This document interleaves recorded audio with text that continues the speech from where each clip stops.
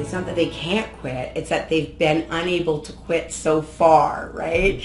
So the saying, never quit quitting, what we know is that every attempt to stop like an addictive behavior, every time you attempt, you get closer to actually stopping.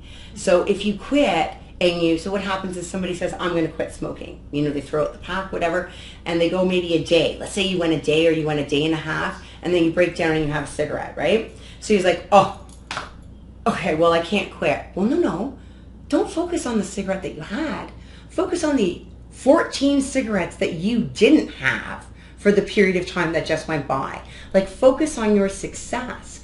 And just because you had one cigarette doesn't mean that you're right back to a smoker again. You had one cigarette. Where do you go from here, right? It's not all or nothing. And that happens to people sometimes with substance use too. You know, so here's a personal example is that when I came into recovery and I had a good length of time in recovery, because I got clean in July, as you know, and the winter came and I got my winter stuff out again. And I went to put on this coat that I didn't wear very often because it kind of just went with this one skirt and boots outfit, but I don't want to come off as like vacuous. But anyway, I put my hands in. It was this green suede coat that I didn't wear very often. I put my hand in the pocket and guess what was in there? A pill. And in that moment, you're gripped by the obsession to like take that pill. Like it's so overpowerful, like I froze in that moment in time because nobody would know. Who would know, right? And a part of me is curious to see what would happen because I've gone so long without using. Maybe I could just take that pill and be okay. No, I didn't take that pill because I was conditioned through treatment to learn to call somebody before I made a decision. And I had worked very hard to develop the behaviors and put them in place so they became sort of, I became like an automaton in terms of doing what I had to do next so that I never give a good addict a chance to go bad. But I know somebody who ran into the same situation and did. And the point is that when they took that first one, they failed. Like they're no longer clean.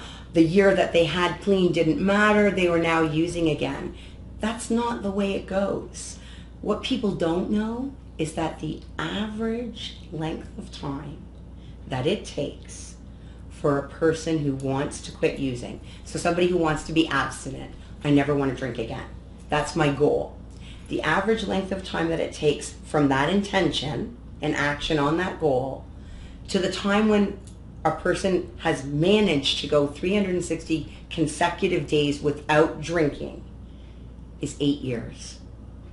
8 years. So at the time you decide that you don't want to drink ever again, if you know that on average, and it's on average, it's going to be 8 years until you actually get a year consecutive of not drinking, maybe you won't feel like a failure. People think they can't do it. You say she can't stop smoking. That's probably because they've tried time and time again and not been able to never smoke again. That's not it, right?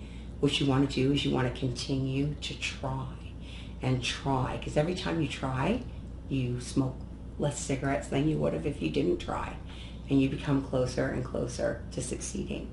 And you need to see your goal as making attempts to change the behavior, not never doing it again.